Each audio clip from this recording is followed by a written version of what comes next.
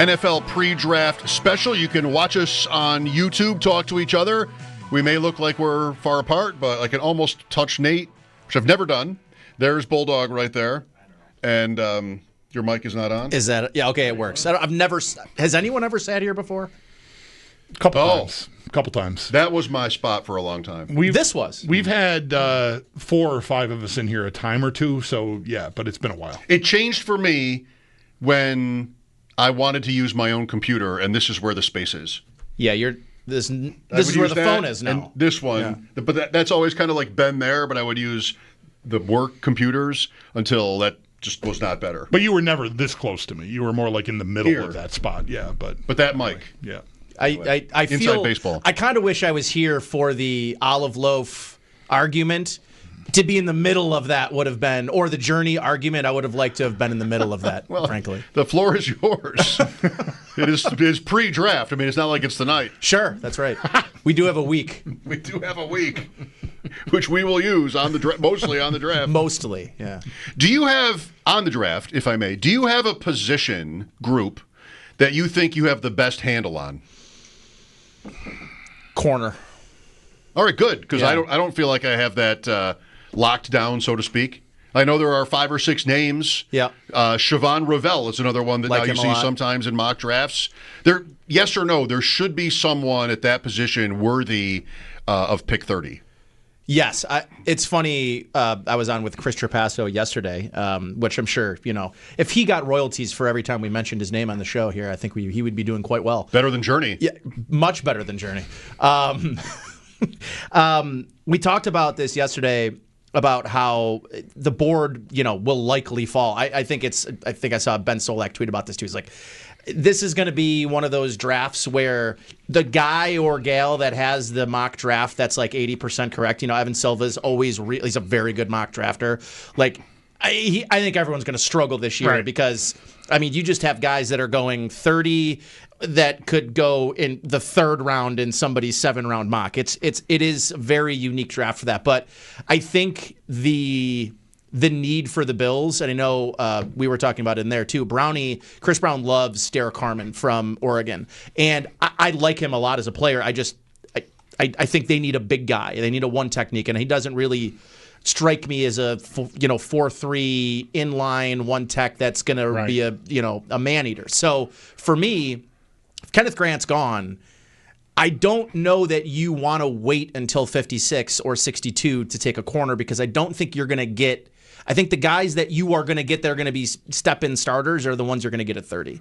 I think you can get guys at the one-tech position at 56 or 62 that you can just say, all right, they can plug and play. I feel like Grant is the end of somebody who could really do both things, right? Maybe be a blue chip. Right. They want someone, to eat up space and help Ed Oliver and keep guys off linebackers and all that traditional stuff, but they also might be striving for more than that. And the guys that you're getting on Saturday or even on Friday are probably don't have the potential. Grant might be the last one, if the rankings are correct. He's usually the last one of those guys that could turn into Space Eater plus, right? Like he can penetrate and get to the quarterback eventually. Like I think he might have the potential to develop that. Outside of that, I'm probably waiting until Saturday to pick that guy. And I mentioned this point, and I should have taken the time between yesterday and now to look up this guy's name. But the Bills added this former Atlanta defensive coordinator. And again, his name is just escaping me. But they immediately made a move in Michael Hoyt to sort of prop up what he did very well in Atlanta, which was they like to blitz, they like to disguise their blitz, and they like to run man coverage. Well, they got one of the two things done. I think the other thing they'd really like across from Christian Benford is a guy that can be a man corner, and they tried to draft one in the first round a couple of years ago with Kyrie Elam. It didn't work out because he could not play the zone, and he wasn't really a great man corner. He was a good press physical guy at the line of scrimmage, but once you were able to beat it. So this draft, I think, at 30, I think provides a very unique group of corners that I really like, that have high athletic profiles, that are 4'3", 4'4" guys, all 6'2", long arms, can play both man and zone.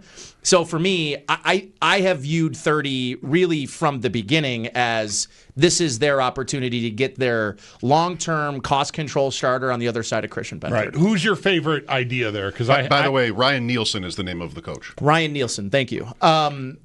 I like Ravel a lot. Me too. I can understand if there's hesitancy. They've already got 2 guys that aren't going to play for the first 6 weeks of the year, and if they just feel we can't have a bunch of guys that aren't playing, I could get down with that point. But he's 22, 21 years old. He should probably be very close to ready to go. He got hurt in September. Yeah. He'll be a year removed by the time they start. Right. I would think he's going to be fine. He, to me, I think before the injury, is the guy that you're talking about right after Travis Hunter. Jahdae Barron is in a huge, we talked about this yesterday, was Chris and I were both in agreement, neither of us really liked Barron as a prospect. He's going to be a very high pick. We think he's overrated. Smaller guy, really, he's played 70% of his snaps outside, but was really short arms and was kind of being projected to be a slot corner. So even if he somehow falls in this draft, I don't really view him as a guy that I think the Bills would target, because they've clearly got their slot cornerback situation figured out. But I just think there are so many specimens. I like Trey Amos a lot from Ole Miss, but I think the guy that I'm really coming around on a lot is Kid Harrison from Kentucky. He's a 4.3 guy. I think he ran a 4.38 40. And on top of that, 6'2", 6'2.5", long arms. That to me is the guy I want. I want long arms, specimen, and can run, because I was surprised at how good last year Christian Benford was in man coverage. Mm-hmm. I think they'd like to run more of it. I want to say probably one, at least maybe 2 of those names makes it to day 2. It's very possible, yeah. Just thirst for other positions, Ravel's injury, whatever it is. And I think you mentioned sort of not having, at 56, the Bills' second pick, being able to get this player there. So, interesting, maybe this would surprise people to know. This is, again, just one chart, draft value, the draft tech chart. But it's going to be hard for them to move up significantly in the second round to draft someone like this without using both seconds. Yeah. And maybe they use next year's picks, but their next pick after their second round pick, sorry if that's confusing, 109, if you package 109 and 56, which is their second round pick, that's about 7 spots up in value. 7 or 8 spots up. They can get into the 40s. 49, you can get in 48, 49. That's right. Dolphins, Bengals. So that seems like a little bit expensive for moving up 7 spots in the second round. I agree. And that might not, I don't know, Nate, this is a question for you. Is that even far enough? Yeah. To solve this particular problem? I think I was listening on the way in and Jeremy talking about not really wanting to trade back.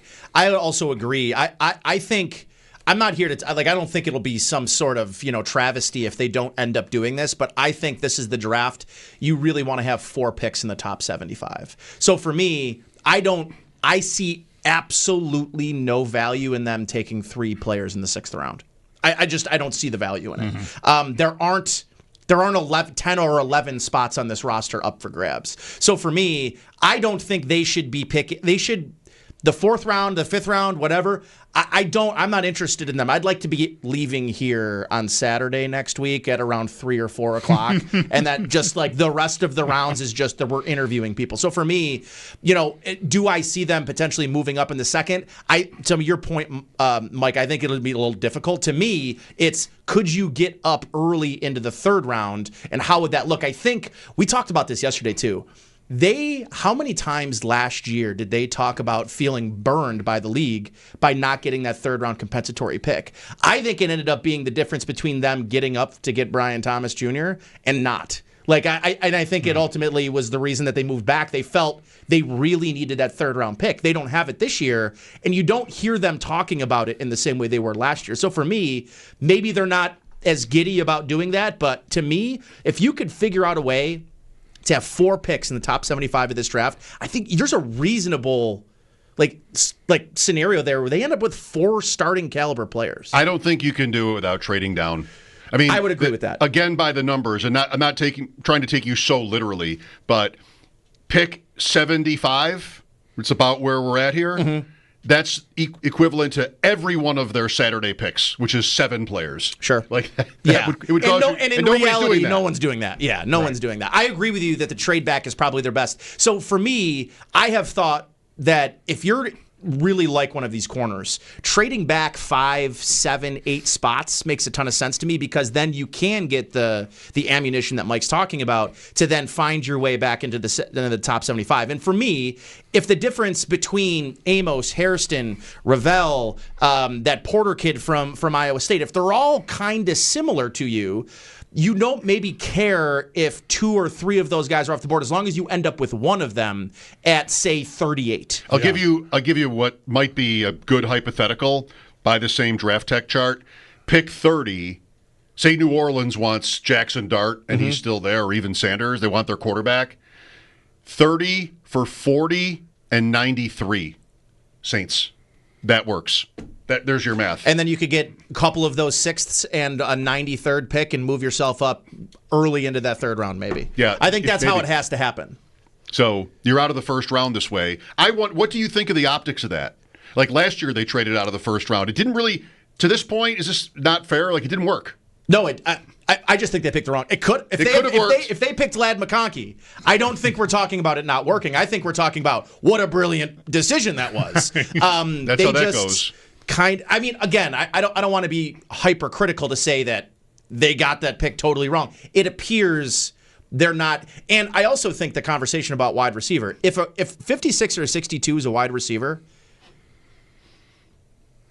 what's the conversation about Keon Coleman? Because I'm then finding it hard to find out where he fits on the roster on the 53. If you have and then you have Dwayne Carter, who is probably going to get pushed out by whomever they draft in the top 2 rounds here at defensive tackle. And you're like, listen to you guys too talk about Jeremy, like talking about Cole Bishop, where they kind of maybe or they can't trust him or whatever. Then your top 3 picks from last year are all in this very awkward position of the draft picks this year are now potentially taking their place. I don't know that I believe that about Bishop. Yeah, but I feel like, and you made this point about Coleman with me on Friday, and I've referenced it a couple times this week in talking with Mike, and here, I think you might be overstating it a bit, because nobody's playing 98% of the snaps. Sure. Right? So if they get another guy that's got a different skill set that eats into Coleman, that's fine. Well, let me ask you this. I don't think they're going to draft a guy that has a lot of slot. No, I definitely agree with that. So then you're drafting another outside guy, and you have Palmer, this guy, Curtis Samuel that plays inside and outside, and I think they want to use him more, and Coleman. So if you're telling me Coleman's going to now play more big slot, then maybe you're right. But they have basically said, like, he's a exterior. He's on the outside. He's not a slot player. Unless they change their tune on that. And I know Matt Harmon is all about this. Like, he is like, if you want to unlock Keon Coleman, it's going to be from the slot. And listen, Mac Hollins did a lot of work out of the slot, and there's a ton of snaps. Well, I mean, his snaps are gone. So could he replace them in the slot because Josh Palmer doesn't do that? Sure. I don't know. I guess where I'm going with this is, let's say it's Trey Harris, which is like my draft crush at wide receiver. He's probably taking a good amount of those outside reps. It definitely shines a negative light on the Coleman pick, but I don't think it makes him disappear entirely, which is all I'm saying. Like, I think there's plenty of room for timeshare there. Yeah. No, that is right. That is right. So, yeah, I guess at the end of the day. And I would say, furthermore, the uncertainty about Coleman, which really the Bills instigated themselves, the way they talked about him, maybe warrants having, just another guy just in case, right? Like, they can tell Coleman he's got to do this and this and this.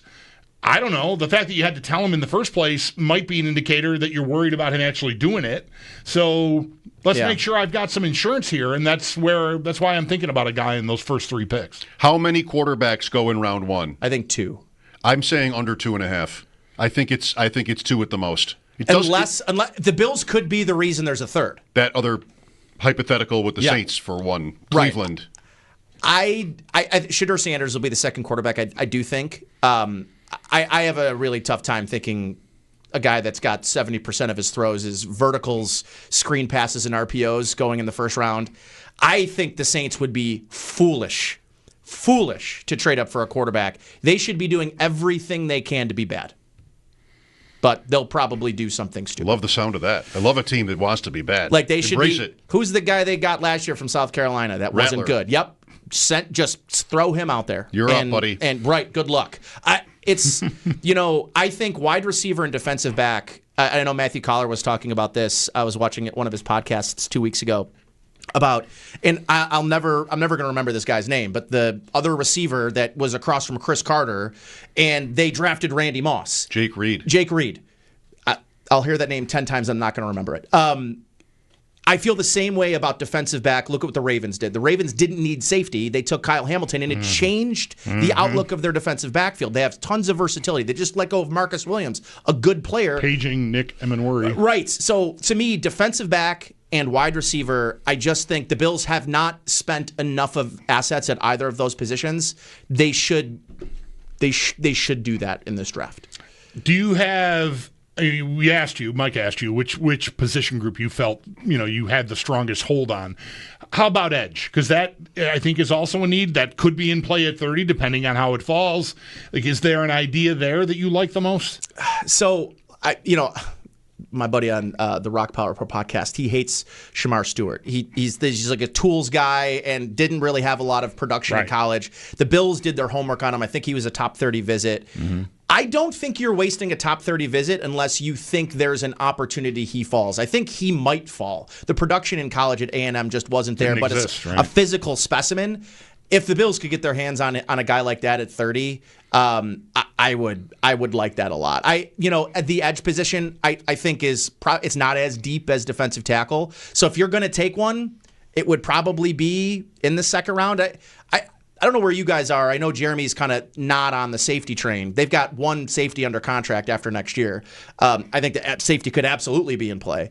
And I think if it's, corner, defensive tackle, defensive end, people probably will say good. Yeah. But I think I'd really like a wide receiver in there or a safety. And obviously, I'm a Notre Dame guy. I like Xavier Watts a whole bunch because he has something in the safety room that they don't currently have, which is that just deep half pass defender. And I'm sick of the narrative that Sean McDermott doesn't need these DBs or corners. He's been able to do these great things that he should want good players at those positions. Yeah. You shouldn't always just be able to, he's able to get by with Dane Jackson and Levi Wallace and I would like a world, and I think they wanted a world where they didn't have to get by a corner when they the Trey White injury sucks in hindsight, but it's not like they were looking at it we're always going to have mid-level replacement level corners. They were like, no, it's time for us to invest on the other side and the injury and Kyrie Elam not working out. So I think for me, corner, wide receiver, defensive tackle would be my. It's my wish list. They draft defensive players right off the board. They'll get their A's. Yes, that's right. Throw a From wide everybody. receiver